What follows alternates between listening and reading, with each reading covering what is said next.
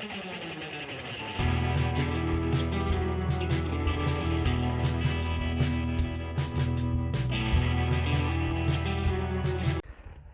to Brandon's channel. It's been a little while for a video. I've been holding off videos because I've suddenly just discovered that the reason why my videos come out so oil painting like is because there's a problem with Android phones and YouTube. So I'm going to have to get an iPhone or a GoPro or something like that to do that. So I've been holding off any updates. So I just sort of do one for, I would say, for Christmas a little bit. So this is an investigation which I joined Paul Morgan's team, Isle of Wight Spirit Detectives, and formerly Isle of Wight Spirit Chasers. He allowed me to join his team and went out on a couple of investigations, 2 or 3 investigations, done a few things with him, so there's been some interesting stuff coming out of that. This is one of the interesting ones because it's a debunk one, so this is one where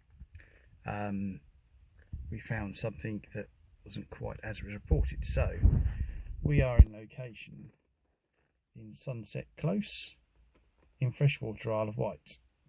The house in front of you, or one of the houses in front of you, I won't say which one, was reportedly a lady being dragged out of bed, which obviously me and Paul were very keen to stop this. So this was March 2019, somewhere around the 20-something or other. And reports was the lady's being dragged out of bed. She was about 80 years old, something like that, so it wasn't very good. Me, myself, Paul and Jane went to the house on an evening, brought K2s and stuff like that with us. And as soon as you walked in the house, went in the bedroom, which she hadn't slept in for a long time, and it did feel a bit oppressive. So I did a quick sweep round with K2s just to see if there was anything in there. There was a lot of phone sockets, which could have been creating a lot of back EMF, which can give you a bit of headaches. So there could have been that was affecting her and making her feel quite funny. It could have also been why the room felt a bit heady when you walked in, possibly because the door had been kept closed. Now, what was interesting was the son lived a few doors down. It's a council property, retirement property built in the 1950s. No baseline before that, nothing really here, it's just a field. A couple of people that lived there, maybe a couple might have died, but nothing major, no real history to the place. Now, we conducted several sort of sessions there with K2s and whatnot, but it seemed to be that whenever the son turned up as we'd started the investigation. I'll change that a little bit. And as soon as he walked in, the lady had a black and white collie dog, lovely dog, that shot under the table.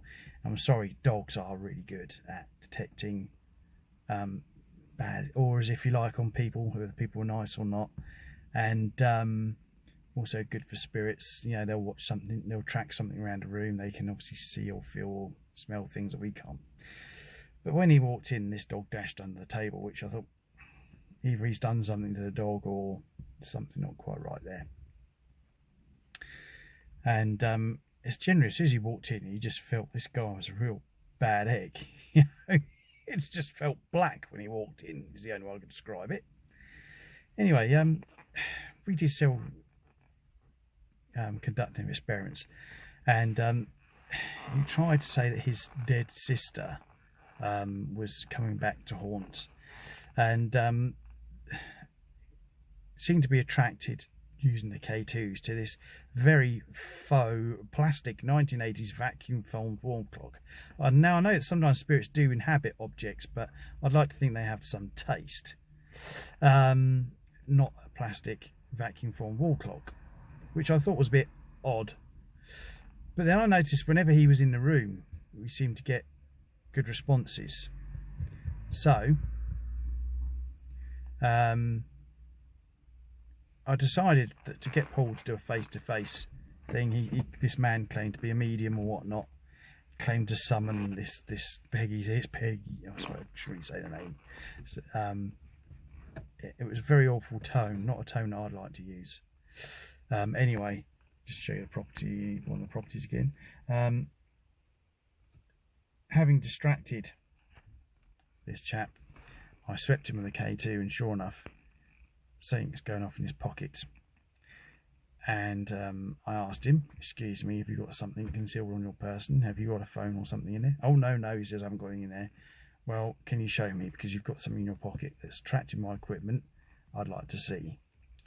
Eventually, after a bit of prodding, poking, there was a hard object in there. Oh, it's my phone, you know. Oh, it's on. I went, well, you've just wasted 2 hours of our time. We've just come out here to try and help you with the problem. Then we offered to sort of put up cameras and stuff. But then I thought, there's more to this than meets the eye. Just got that feeling. I asked the lady what medication she was on. She was on things like tramadol and stuff like that. Stuff that's going to knock you out. This guy's got a key. So I just said to Paul, what do you think about it? He said the same to me, or maybe he might have said the other way around, I think, actually.